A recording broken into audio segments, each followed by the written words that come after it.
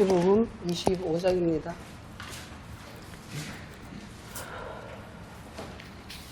(25장) 31절로 46절까지 같이 읽겠습니다.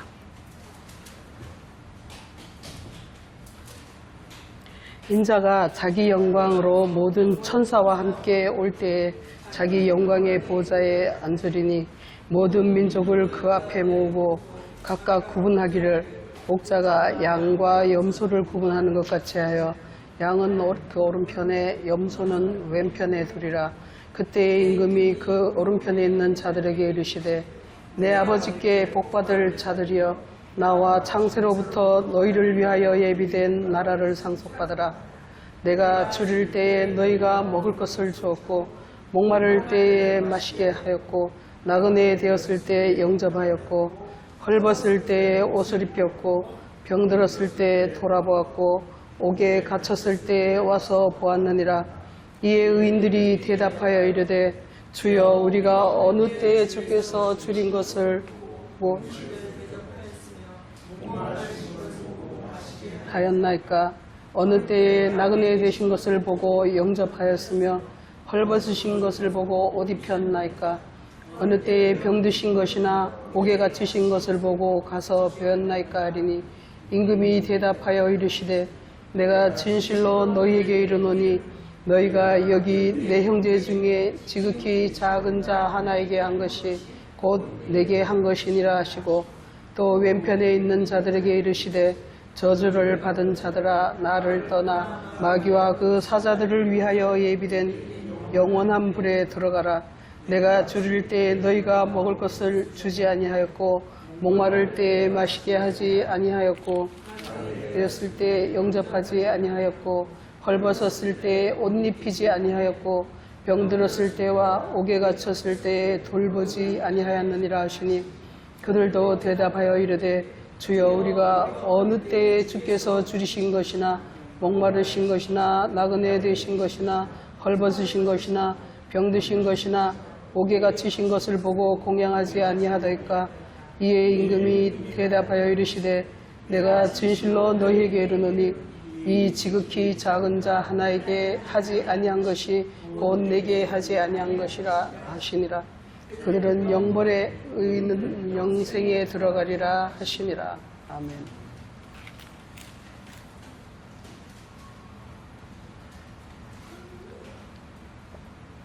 저분은 벌써 가셨나요? 새로 오신 분이 있었는데 금방 가셨어. 또 찬양만 하고 가셨나?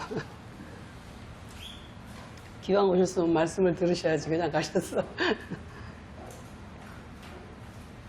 이 마태복음 25장 이 말씀은 굉장히 이제 우리를 의아하게 만드는 말씀입니다. 이제 인자가 자기 영광으로 오셔가지고 우리를 영광의 보좌에 앉아서 이제 양과 염소를 구분한다 이렇게 말씀하셨는데 이건 바로 이제 심판의 때를 얘기를 하고 계십니다. 근데 이 심판을 하는데 오른편은 양이고 왼쪽은 염소다 이렇게 얘기를 하시고 양들은 이제 축복을 하시면서 주께서 예비한 영원한 나라를 상속받으라 이렇게 하시고 왼쪽의 사람들에게는 저주를 내리시고 영원한 불에 들어가라 이렇게 얘기를 하십니다. 그런데 그 이유가 너무 좀 이렇게 사람들이 그럼 왜 그렇습니까 하니까 주님께서 말씀하시기를 너희들은 내가 줄일 때 헐벗었을 때 나그네 되었을 때 목마를 때 나를 이제 돌봤다 이런 거를 얘기를 하십니다. 그러니까 우리가 언제 그랬습니까? 이제 양쪽 편 다 모르는 거예요. 우리가 언제 그랬습니까? 우리가 언제 주님한테 대접했습니까? 우리가 언제 대접 안 했습니까? 이제 둘 다 그렇게 얘기를 한단 말이죠. 예, 잘 들리는데? 괜찮은데요? 그래서 주님께서 말씀하시기를 40절에서 그렇게 얘기합니다. 내 형제 중에서 지극히 작은 자 하나에게 한 것이 곧 내게 한 것이라 이렇게 말씀을 하십니다. 그리고 45절에서는 또 이 지극히 작은 자 하나에게 하지 아니한 것이 곧 내게 하지 아니한 것이다. 이렇게 얘기를 하신다는 것이죠. 그래서 여기서 그러면 두 쪽 양쪽 다 지극히 작은 자, 이 작은 자 하나에게 하는 것과 하지 않은 것과 그것이 심판의 기준이라는 것이죠. 여기서는. 다른 데서는 또 다르게 말씀하시지만 여기서는 최소한 그렇다는 거예요. 이 지극히 작은 자 하나에게 한 것이 내게 한 것이다 이렇게 하셨으니까 그럼 우리는 지극히 작은 자가 누군지 찾아가지고 반드시 그 사람을 대접을 해야 될 것 아닙니까?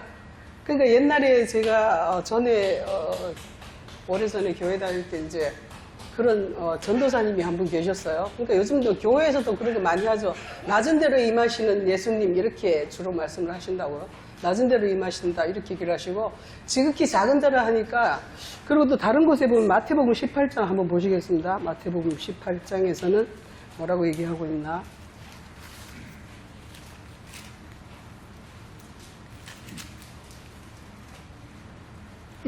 3절부터 5절까지 한번 보겠습니다. 같이 읽겠습니다. 이르시되 진실로 너희에게 이르노니 너희가 돌이켜 어린아이들과 같이 되지 아니하면 결단코 천국에 들어가지 못하리라. 그러므로 누구든지 이 어린아이와 같이 자기를 낮추는 사람이 천국에서 큰 자니라.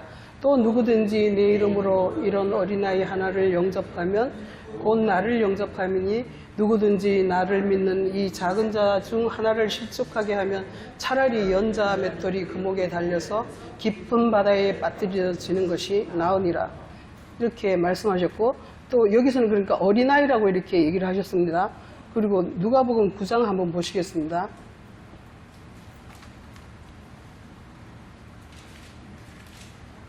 9장 46절로 48절까지 읽어보시겠습니다.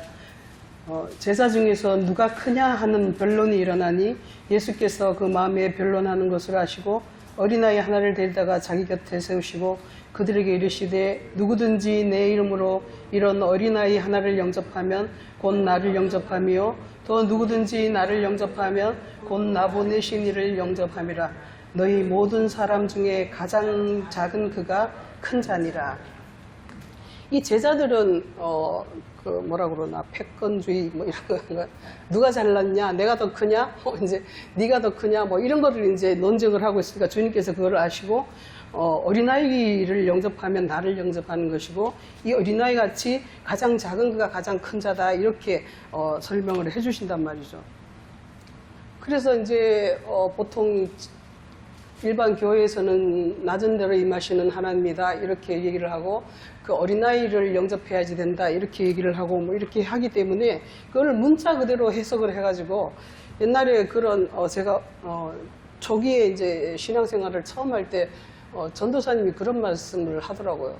이 어린아이 저 윤하와 같은 어린아이 그런 아이들 그 안에 예수님이 계시기 때문에 그런 아이를 우리가 잘 영접해야 된다 잘 받들어야 된다 이렇게 얘기하기도 하고 또 뭐 이렇게 불의의 돕기를 하시는 분들 뭐 저렇게 뭐 그러니까 이게 누가 뭐 내가 이렇게 감옥에 있을 때 뭐 먹을 것을 줬고 돌아보고 이렇게 하니까 감옥에 가서 선교하는 사람도 있고 또 이렇게 가난한 사람들을 위해서 이렇게 그런 선한 행위들을 밥하는 사람 뭐 별 사람 다 있지 않습니까?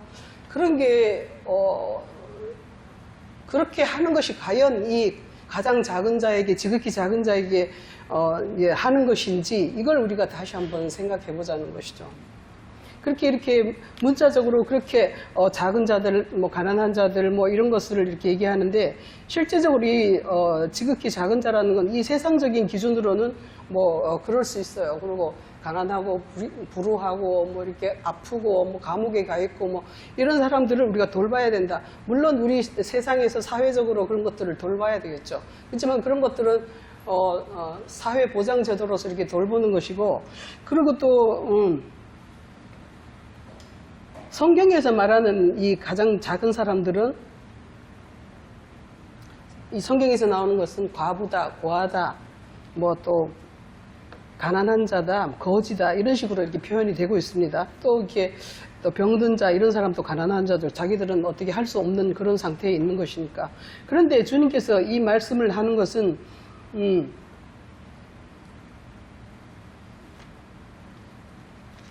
18장에서 이렇게 한다. 자기를 낮추는 자다. 이렇게 얘기를 하고 있습니다.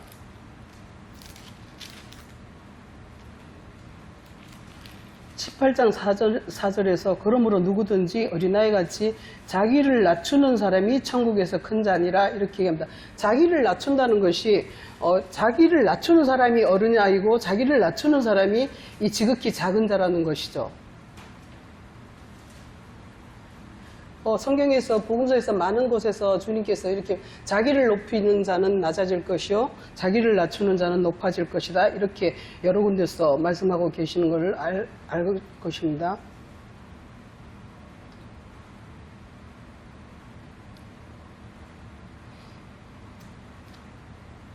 이 자기를 낮춘다는 것이 뭐냐면 자기를 낮춘다. 자기가 뭐 대단한 세상에서 사실은 대단할 수 있어요. 세상에서 지식적으로나 경제적으로나 뭐 이렇게 지위적으로나 굉장히 높은 자리에 있고 굉장히 어떤 것을 이룬 그런 사람들이 많이 있지만 그런 것이 아니라 자기 자신 마음속으로부터 자기를 겸손하게 낮추는 그런 사람들이 있다는 것이죠. 그리고 이게 뭐냐면은 그냥 내가 좀 뭐 겸손한 척하는 그게 아니라 그리스도 예수 그리스도의 말씀을 영접함으로써 내가 낮아지는 그리스도의 말씀을 영접함으로써 자기의 십자가를 지는 그런 사람들을 여기에서는 작은 자다 하는 것을 말씀하고 있다는 것이죠.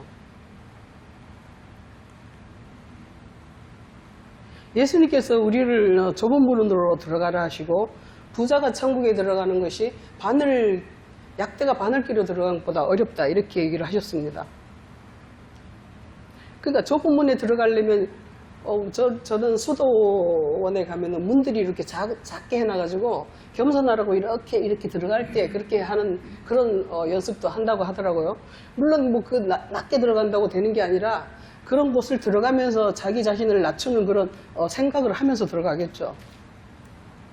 근데 좁은 문은 좀 그렇게 들어갈 수 있다고 칩시다. 그럼 낙타가 바늘길을 들어가야 되는데 그거 어떻게 들어갈까요? 이것은 그야말로 바늘길을 통과하려면 바람 외에는 실이나 바람 외에는 못 들어간다는 거예요. 바늘길이라는 것이. 그러니까 우리는 바늘길을 통과하려면 사람이 요한복음 3장에서 그렇게 말씀하시죠. 성령으로 난 자는 이와 같으니 어디서 왔다 어디로 가는지 알지 못한다 하는 것처럼 성령으로 영으로 나지 않으면 바늘길을 통과할 수가 없다는 거예요. 그러니까 육으로 난 것은 육이요 영으로 난 것은 영이라고 하셨는 것처럼 주님의 말씀을 통해서 내가 영으로 거듭나지 않으면 좁은 문과 바늘길을 통과할 수 없다는 거예요. 천국은 그만큼 통과하기 어렵다는 것입니다. 우리 세상에서는 그렇지 않죠.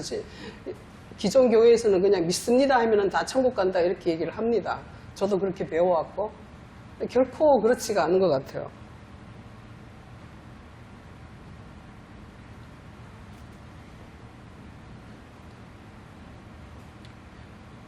사무엘상 9장에 보면은 사울이 그렇게 사무엘 선지자가 와가지고 기름 부은다 하니까 사울이 대답해서 그렇게 합니다. 나는 이스라엘 지파의 가장 작은 베냐민 지파 사람이고 내 가족은 모든 지파 가족 중에보다 가장 미약한 자입니다. 이렇게 얘기를 합니다.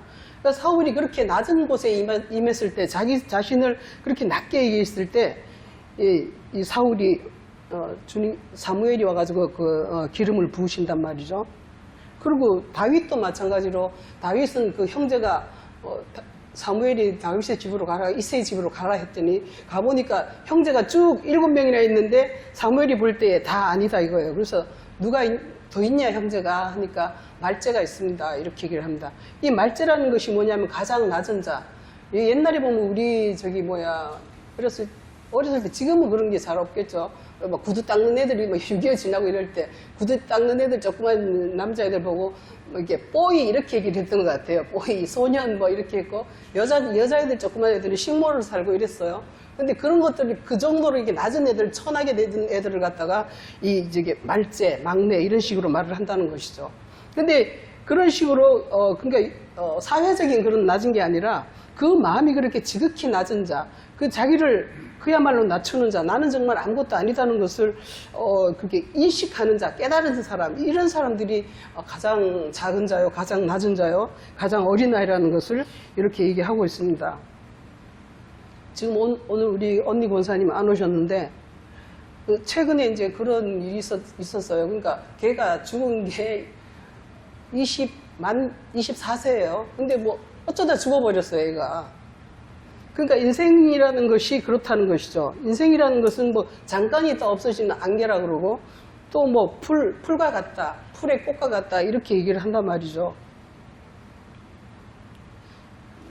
그러니까 우리 인생이 지금 살았다고 하나 살아있는 목숨이 아니라는 것이죠. 우리는 어느 사이에 하나님의 기운이 불면 쓰러져 버리는 그런 육체라는 것이 그렇다는 것이죠. 최근에 몇 년 사이에 우리나라에 이 미세먼지라는 말이 많이 드는데요. 많이 이렇게 얘기를 했죠. 지금 요즘은 정말 깨끗하고 그런데 미세먼지, 우리 눈에 보이지 않지만 그런 미세먼지라는 것이 있고 그보다 더 작은 게 초미세먼지라는 게 또 있더라고요. 그러니까 미세먼지, 초미세먼지 이런 것들이 바로 가장 작은 거예요. 가장 작은 것인데 창세기에 보면은 예수님께서 하나님께서 이 미세먼지, 먼지를 가지고 더스트를 가지고 사람을 만들으셨단 말이에요. 그거를 쪼물쪼물 하셔가지고 사람을 만드셨는데 이 사람이라는 게 그런 존재라는 것이죠. 미세먼지와 같은 존재라는 거예요. 거기에 하나님의 생기를 불어넣음으로 해서 그게 산자같이 됐지만 그 근본은 그 미세먼지와 같다는 것이죠. 그 아파르라고 하는데 히브리 말로 아파르라고 하는데 이 아파르라는 게 바로 먼지라는 거예요.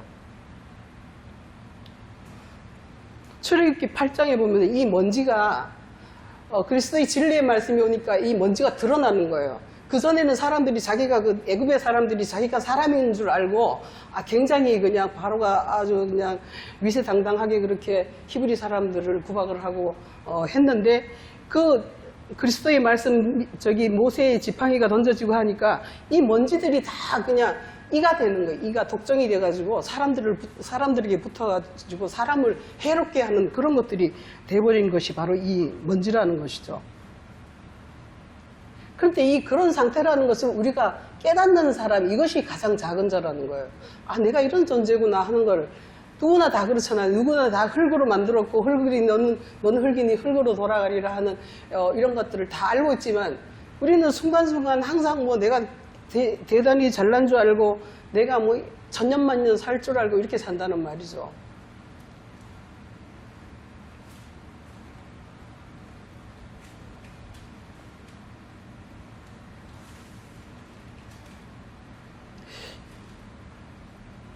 욥기 4장에 보니까 이런 말씀이 있어요. 흙집에 살며 티끌로 털을 삼고 정말 어쩌면 그렇게 말씀을 잘하는지 흙집에 살며 흙으로 자기의 몸을 짓고 그야말로 그 티끌로 미세먼지로 자기의 기본 털을 삼는 그런 사람이 그게 육의 사람이라는 것이죠. 출애굽기 3장과 신명기 33장에 보면은 이 가시떨기나무 안에 불이 붙어가지고 하나님이 나타나시는 것을 보여주십니다. 그러니까 우리라는 존재라는 것은 가시떨기와 같이 별 볼 일 없는 광야에서 굴러다니는 그런 존재인데 불구하고 그 안에서 하나님이 불러서 나타나서 그 안에 함께 하시면 그가 산자로 그 가시떨기가 타지도 않으면서 그렇게 있다는 것이죠. 우리의 존재라는 것이 그런 별 볼 일 없는 가장 작은 미세먼지보다도 못한 그런 존재라는 것을 인식하는 자, 그게 바로 가장 작은 자의 어린아이라는 것을 말씀하고 계시는 겁니다.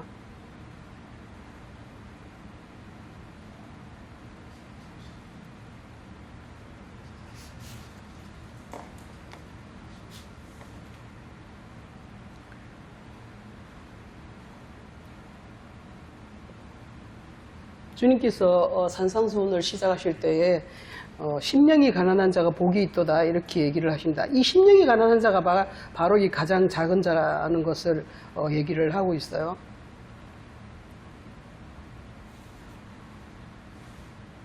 예수님이 이 땅에 오셨을 때 빌립보서에 보면 그렇게 얘기를 하십니다. 빌립보서 2장에서 빌립보서 2장 한번 보실까요?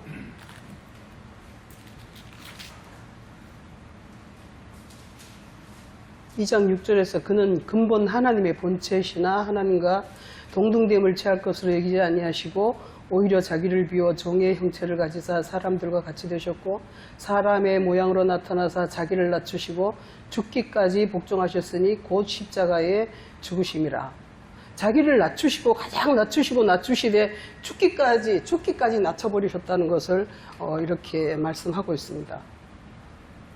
주님께서 이렇게 낮게 오셨어요. 주님께서 가장 낮게 오셨고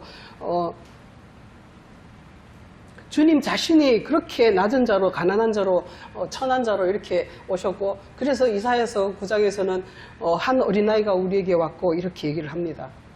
이게 가장 작은 자라는 것은 가장 어린아이, 이렇게 뭐 다른 의미로 뭐 어린아이라는 것이 순수하다는 이런 의미도 있지만, 자기를 가장 낮추는 사람을 이렇게 가장 작은 자다, 지극히 작은 자다, 이렇게 말씀을 하셨습니다. 낮춘다는 뜻이 뭐 내가 겸손한 척 하는 게 아니라 그냥 그 인생의 세계를 인식하는 자인 것 같아요. 자기가 그렇다는 그런 존재라는 것을 인식을 하면 자기가 스스로 그렇게 이렇게 뭐 프라우드 할 수가 없죠. 이게 교만하고 할 수가 없죠. 자기의 인생이 그런 것이라는 것을 우리가 인식을 한다면, 그래서 이 자기를 낮추는 자라는 말이 바로 이렇게 영어로는 이게 험블을 의미하는데, 자기가 아무것도 아닙니다, 나는 아무것도 아닙니다, 나는 무가치합니다 하는 것을 인식하는 이런 자가 가장 작은 자라는 것이에요. 본문 말씀을 다시 한번 보시면,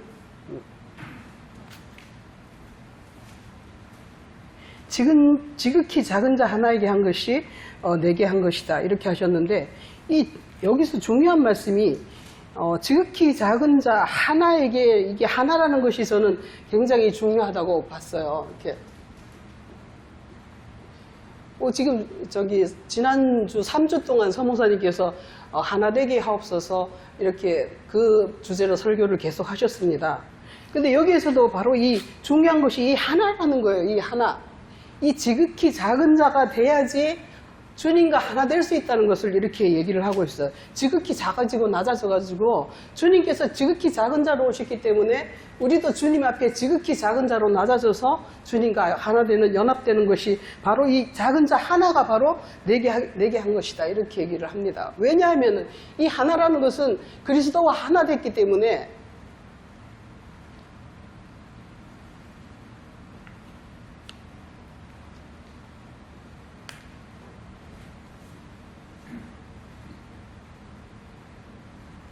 예수님께서 지극히 작은 자로 오셔가지고 자기의 목숨을 아예 그냥 버려버리고 다시 얻을 권세 있는 그 목숨을 다시 얻으셔가지고 하나님 아버지와 예수 그리스도 아들께서 하나가 되셨습니다. 이렇게 해서 아버지와 나는 하나이니라, 이렇게 얘기를 하셨어요. 근데 우리도 가장 작은 자가 되면 주님과 같이 하나가 된다는 것이죠. 가장 작은 데 주님과 연합해서 하나가 되는데,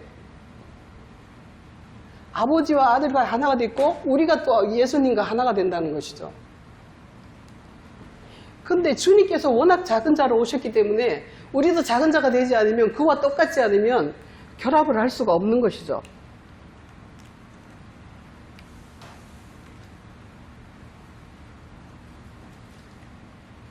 출애굽기 30장 한번 보시겠습니다.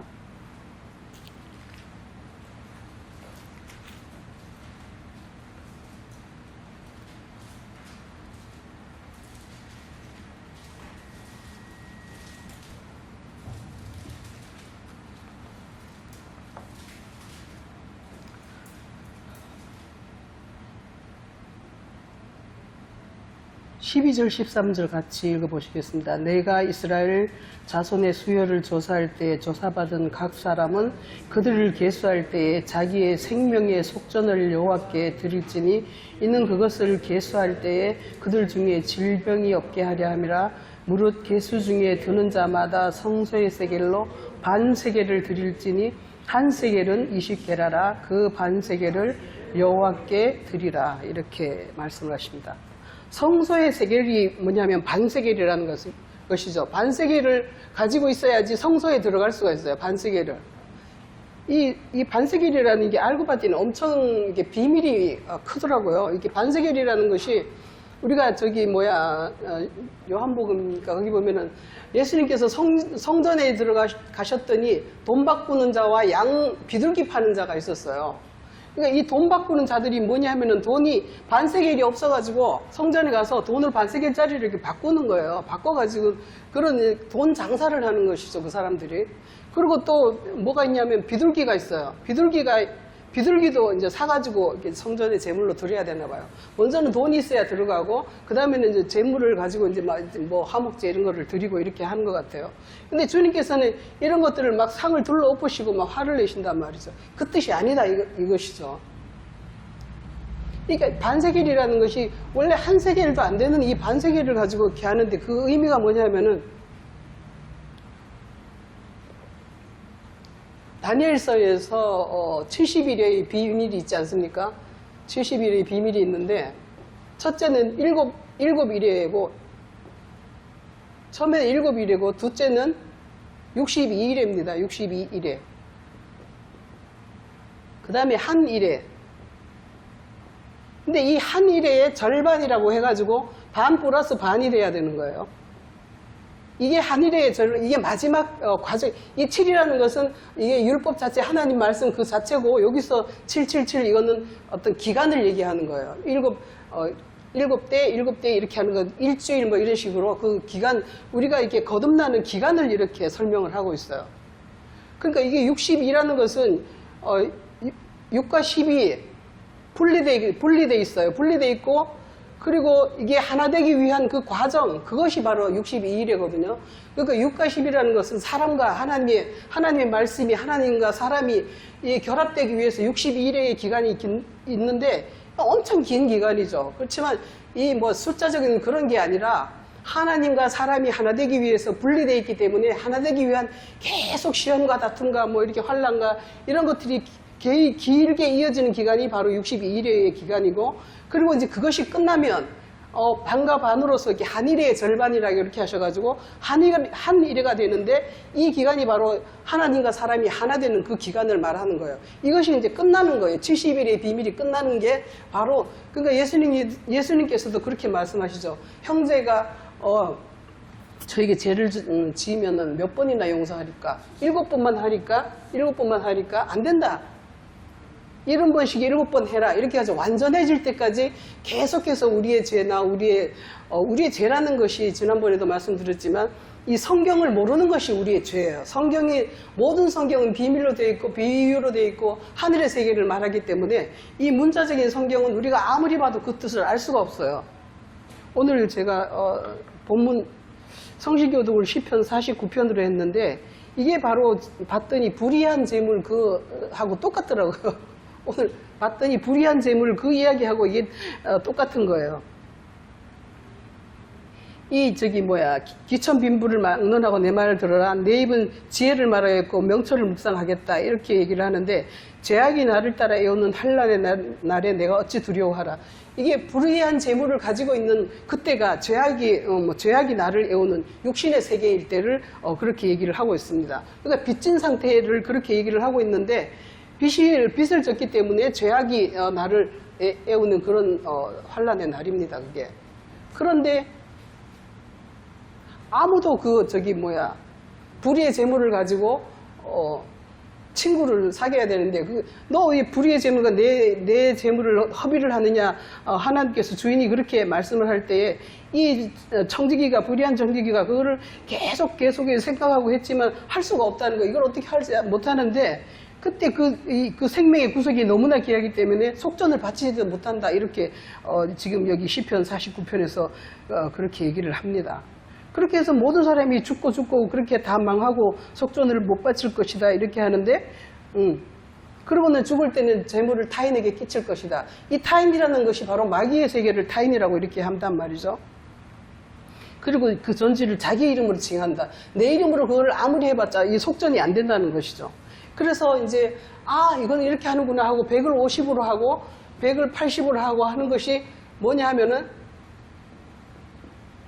이게 바로 깨달음이라는 것이죠. 주께서 주시는 계시의 말씀, 이 깨달음을 할 때 그때 바로 이렇게 그 속전이 받쳐지는 것이고 속전을 주께 받쳐질 수 있는 것이고, 그렇지 못하는 사람들은 정말 멸망할 수밖에 없는 그런 짐승과 같다. 이렇게 말씀을 하는 것이죠. 그래서 이 속전이라는 것이 굉장히 중요한 것인데 이 속전이 바로 반세겔이라는 것입니다. 이 반세겔이라는 것이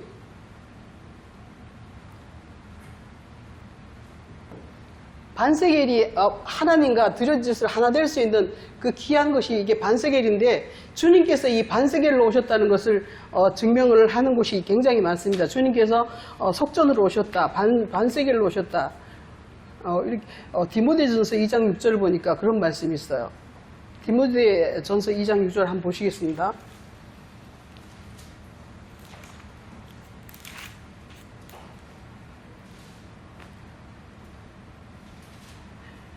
어, 6절이 그렇게 그가 모든 사람을 위하여 자기를 대속물로 주셨으니 기약이 이르러 주신 증거니라.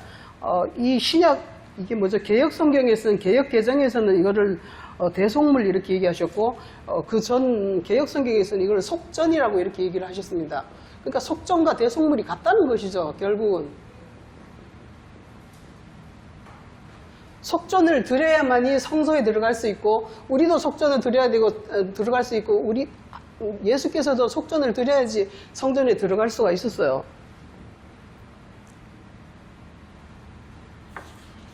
마태복음 17장 한번 보시겠습니다.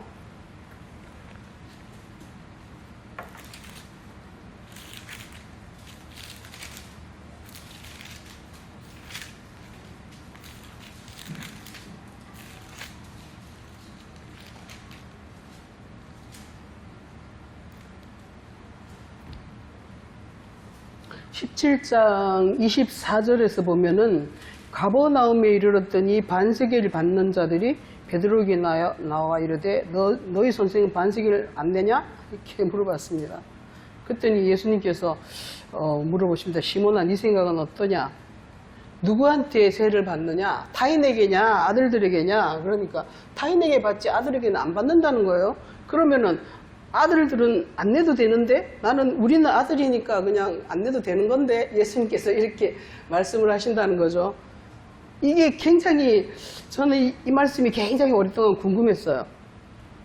그랬더니 그들에게 실족하지 않게 하기 위해서 네가 바다에 가서 낚시를 해서 먼저 오르는 고기를 가져다가 입을 열면 그 안에 돈 한 세겔이 있을 것이야 이렇게 얘기를 합니다.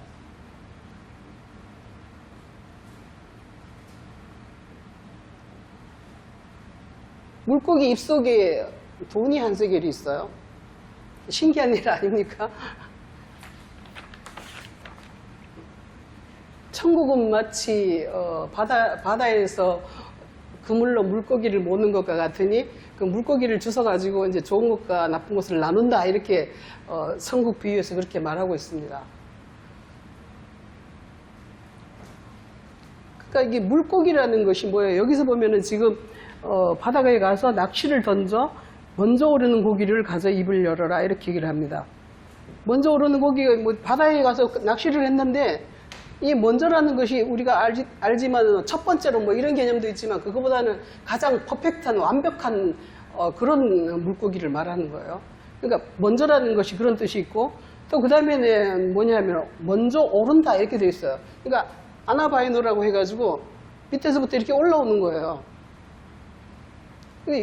이 성경이라는 게 굉장히 하나하나가 다 비밀스러운 것들이 있어가지고 그야말로 주님이 계시를 받지 않으면 뭔 소리인지 몰라요. 근데 이게 아나바이노라고 해서 물고기가 위로 튀어 올라오는 거예요. 그러니까 그냥 우리가 낚시하듯이 뭐 이게 아니라 이게 위로 올라오는 거야. 그러니까 이게 물속에 전부 잠겨 있는데 이 말씀은 진리의 말씀은 그리스도와 함께 됨으로 해가지고 이렇게 영의 말씀이 돼버리는 것을 이렇게 비밀을 간직하고 있는 거예요.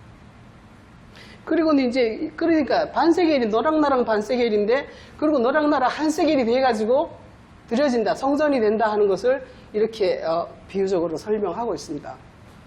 반세겔, 네 반세겔, 나 반세겔 이렇게 해가지고 한 세겔을 성전세 받는 자들에게 줘라 이렇게 얘기를 합니다. 근데 이 사람들은 한 세겔 안 받아요. 사실은 반세겔만 받지. 개인당 반세겔만 받지 합쳐서 몇 세겔 이거 안 받는다니까요. 성전에서 반세겔만 받아라 이렇게 하면 반드시 그 사람들은 고집 그대로 반세겔을 받죠. 근데 예수님은 한 세겔을 너랑 나랑 합쳐서 한 세겔을 줘라 이렇게 얘기를 하신다는 거죠.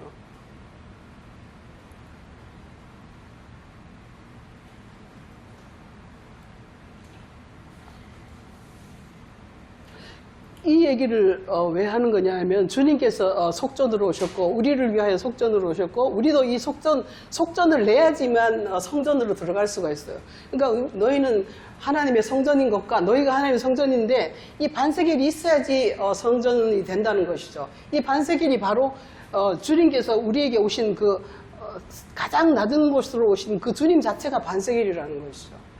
주님이 반세겔이고 우리가 그 반세겔을 우리 안에 가지고 있지 않으면 한 세겔이 될 수 없고 아버지께로 나갈 수가 없다는 것을 이렇게 증거를 하고 있습니다.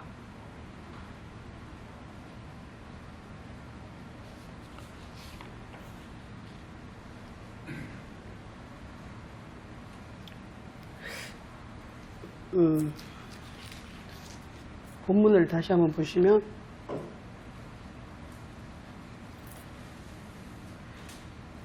예수님께서 내가 줄일 때에 너희가 먹을 것을 주었고 이렇게 말합니다.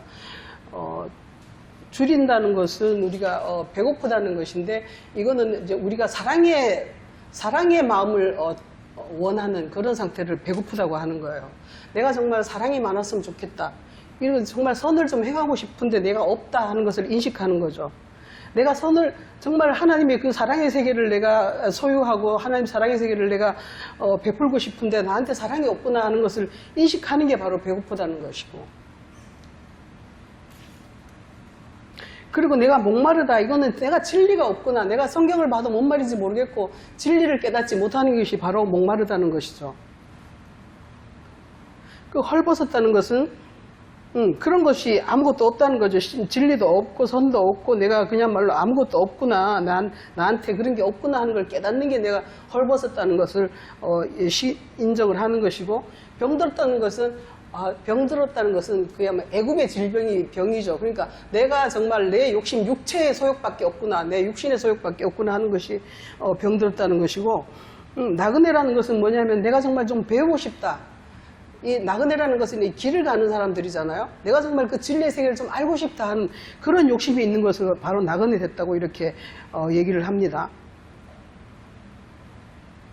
그럼 옥에 갇혔다는 것은 바로 내가 그 진리의 말씀을 모르기 때문에 진리의 말씀이 반대되는 개념이 육으로 성경을 전부 육으로 이해하는 것이 바로 이 거짓이라고 해가지고 성경을 전부 육신적인 소욕으로 생각하고 자기 유익한 대로 말하는 옛날 목사들이 뭐 엄청 많았죠. 지금은 뭐 모르겠어요. 그쪽 세계하고는 완전히 담을 쌓고 잘 보지도 않아서 모르는데, 옛날에 목사님들 설교하는 거 보면 거의 그 자기 욕심대로 하더라고요.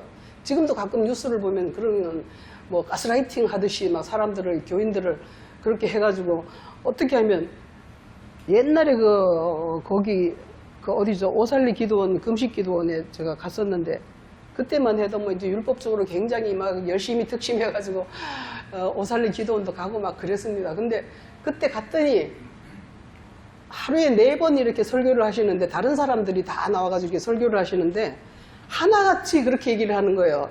땅에서 이렇게 헌금을 많이 올리면 하늘에서 복을 많이 내리고, 어쩌면 그렇게 4분이 똑같이 그렇게 하시는 거예요. 그래가지고 제가 3일 이렇게 금식기도 하러 가야지 하고 갔다가 그 설교 듣고 정말 기분 나빠가지고 속상해가지고 그냥 내려와 버렸어요. 그 성경을 가르쳐주고 뭐 정말 그런 게 아니라 헌금 많이 하라는 것밖에 안 하더라고요. 그러니까 그 강사 목사들이 헌금을 많이 하면 거기에서 이렇게 반씩 나눠서 가진다 뭐 그런 얘기도 하더라고요. 그러니까 누구든지 서로 많이 이렇게 헌금을 거두려고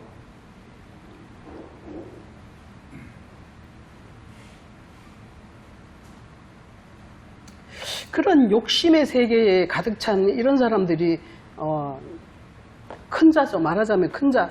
우리가 지금 좁은 곳 문으로 들어가야 되고 바늘길을 통과해야 되고 이런데, 이 큰 자들은 들어갈 수가 없는 그 세계, 그 약대라는 것이 큰 자라는 건데, 약대라는 것이 자연적인 그 육의 상태에 있는 그 소욕들을 가진 사람들을 약대다 이렇게 표현을 합니다.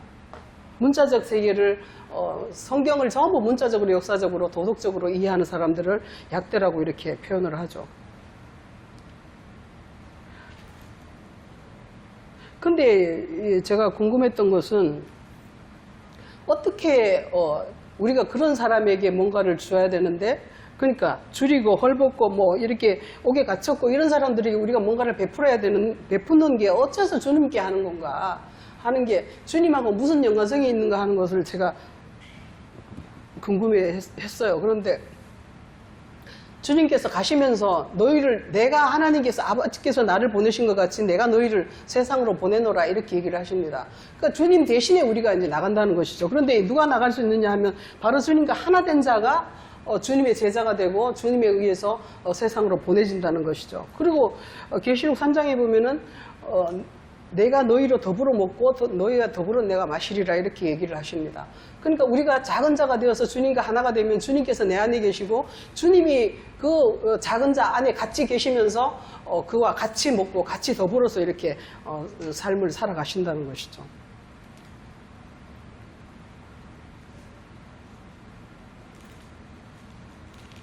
나를 영접한 나를 영접하는 자는 나 보내신 이를 영접한다 하는 것처럼 예수님을 영접하는 자는 아버지를 영접하는 것이고 예수님께서 또 보내신 우리 제자들을 영접하는 것이 바로 예수 그리스도를 영접하는 것이고 그렇게 된다는 것이죠. 내가 너희 안에 있고 너희가 내 안에 있는 그런 상태이기 때문에 이렇게 말씀을 하고 있습니다.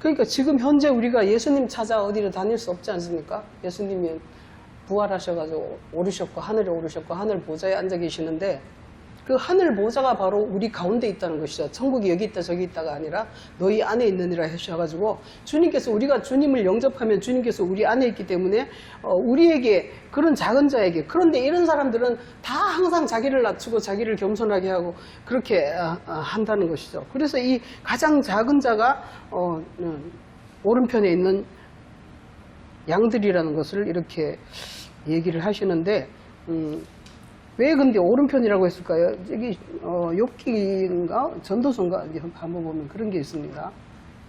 전도서 10장인가 한번 보시겠습니다. 전도서 10장입니다.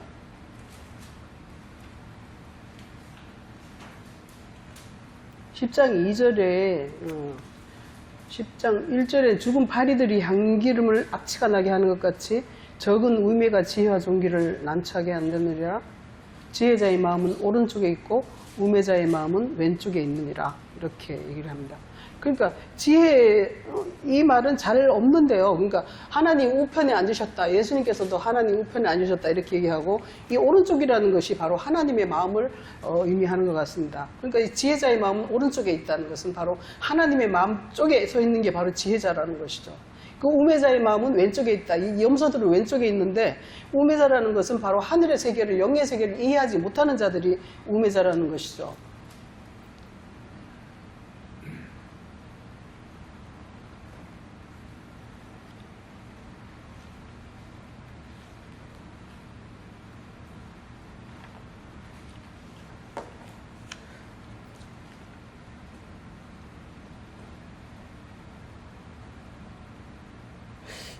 씨 뿌리는 자에 비해서 예수님께서 겨자씨가 가장 작은 씨라고 하시면서 겨자씨만한 믿음이 있으면 이렇게 얘기를 하셨습니다. 씨라는 것이 있는데 씨가 아무리 작은 씨라도 그 안에 생명이 있으면 가장 작은 씨가 근데 가장 작은 씨가 가장 큰 나무가 된다 이렇게 얘기를 하셨어요. 성경에서 보면 마태복음 13장에 그렇게 얘기를 13장 한번 보시겠습니다.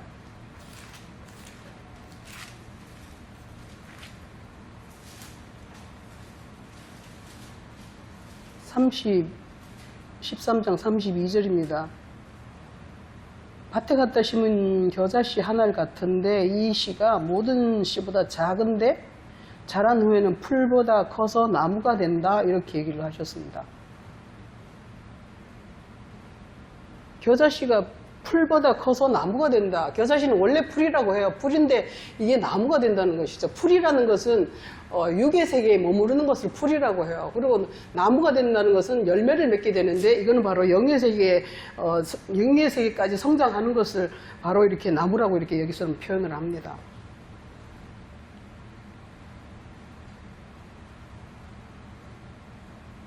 그러니까 이 믿음이 있으면 믿음이라는 것이 우리가 뭐 사형리에서 말하는 것은 내가 오늘 밤에 예수를 믿습니다 하면 천국 간다 이런 게 아니라 믿음이라는 것이 하나님을 아는 것과 그 보내신 자 예수를 아는 것이 영생이다 이렇게 한 것처럼 그 성경에 대한 진리의 말씀에 대한 것들을 모두 아는 것이 바로 이렇게 우리의 믿음이라는 것이죠. 그러니까 성경을 알아나가는데 우리가 성경이라는 게 워낙 방대하고 어렵기 때문에 우리가 성경을 잘 알 수가 없어요. 그래서 우리가 제가 가끔 이렇게 성경을 자꾸 이쪽 저쪽을 찾아보고 연결을 하는데 제가 성경이 그런 것 같아요. 그 퍼즐과 같다. 저는 그렇게 생각합니다. 이쪽과 저쪽 이 한쪽만 보면 분명하지가 않아. 근데 저쪽과 이쪽을 이렇게 연결해서 보면 아 요게 요거구나 하고 이제 알게 되면서 이렇게 붙여 나가면서 이렇게 성경이 어떤 것을 얘기하는구나 하는 것을 아는 것 같아요. 그래서 우리가 성경을 볼 때 에스겔 37장에서 보면 뼈와 뼈가 이렇게 연결된다 이렇게 얘기하지 않습니까? 자꾸 연결하다 보면은 큰 군대가 되는 것처럼 우리도 이 말씀 저 말씀을 자꾸 이해하고 깨닫고 하다 보면은 우리 자신이 그렇게 큰 군대가 된다는 것을, 군대라는 것은 하나님의 천사가 된다는 것을 얘기하고 있습니다. 천군 천사를 큰 군대라고 하는 거죠.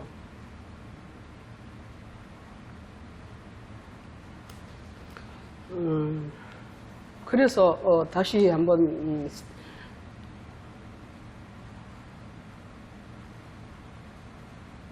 이 가장 작은 자, 지극히 작은 자라는 것이 그야말로 자기를 낮추는 자, 자기 십자가를 지고 가는 주님을 따르는 그런 자들이 가장 작은 자라는 것을 이야기하고 있습니다. 그리고 그 중에서 가장 작은 자 하나라는 것이죠. 이 한 명이라는 뜻이 아니라 하나 된 자를 얘기하고 있다는, 가장 작은 자 하나, 어린아이 하나, 이렇게 그걸 지극히 작은 자 하나, 이렇게 작은 자라는 것은 바로 자기를 낮추고 야고보서 4장에서 보면은 주 앞에서 낮추라. 그러면 때가 되면 주께서 높이시리라. 이렇게 얘기합니다. 베드로전서 5장에서도 그런 말씀. 하나님의 능하신 손 안에서 겸손하라. 그러니까 우리가 우리 자신을 낮추고 겸손하고 아주 작아지고 그야말로 미세먼지, 초미세먼지라는 것을 우리가 인식하고 깨달을 때에 우리는 낮아질 수밖에 없겠죠. 그럴 때에 주님과 결합할 수 있고 주님과 하나 될 수 있습니다. 그러니까 우리는 땅에서는 가장 작은 자로 있고 그렇게 할 때 주님의 진리가 와서 우리를 깨닫게 하시고 그 깨달아진 진리 안에 하나님의 영이, 하나님의 성령께서 오셔서 완전한 자로 그렇게 다시 말해서 그리스도와 같은 자가 되기 때문에 나를 영접하는 것이다 이렇게 주님께서 말씀하시죠. 시편에 보면 그런 말씀이 있죠. 진리는 땅에서 솟아나고 인자는 하늘에서 하감하는도다. 그 정말 장로님 가끔 인용하시는 말씀인데 그 말씀이 정말 멋지지 않습니까? 우리가 정말 진리로서 우리는 이 땅에서 할 수 있는 것은 진리밖에 없어요. 진리를 구할 수밖에 없고 우리가 반세겔이 돼서 반세겔로 오신 주님과 연합이 되면은 그게 이제 우리가 진리 가운데 있게 진리로 오셨기 때문에 우리가 그 진리를 연합하면은 우리가 진리가 되고 그리고 우리가 땅에서 진리가 되는 거예요. 그러면 그때 하늘에서 인자가 하감을 한다. 성령께서 우리 안에 오셔서 하나님의 생명과 사랑이 우리 안에 오셔서 완전히 연합하는, 그래서 사시는 하나님께서 우리 안에 오셔가지고 우리로 산자가 되게 하시는 그런 역사가 성경의 어떤 스토리인 것 같아요. 그래서 우리가 지금 해야 될 것이 뭐냐면 가장 작은 자, 지극히 작은 자 하나가 돼야 될 것이고 또한 그러한 자가 있다면 우리가 그를 대접해야 될 것입니다. 정말 그런 자를 영접해야 될 것입니다. 그런 자를 영접하는 것이 곧 주님을 영접하는 것이고 또 주님 안에 계신 하나님 아버지를 영접하는 것이라는 것을 말씀하고 있습니다. 마치겠습니다. 하나님 아버지 감사합니다. 주께서 오늘도 우리로 하여금 지극히 작은 자 하나가 되라고 말씀을 하셨습니다. 우리는 아직도 육의 세계가 너무나 커서 육신적인 소욕과 육신적인 욕심, 탐욕으로 하늘의 세계를 거부하고 하늘의 세계를 명확히 보지 못할 때가 너무나 많습니다. 그러나 주께서 우리의 눈을 열어주시고 우리의 육체의 어떠함을 알게 하시고 풀과 같고 풀의 꽃과 같은 우리의 영광을 세상 영광을 추구하지 않게 하시고 오로지 하늘의 영광, 하나님 아버지의 그 능력의 영광을 우리가 소유하게 하시고 소망하게 하여 주시옵소서. 감사하며 예수 그리스도 이름으로 기도드립니다.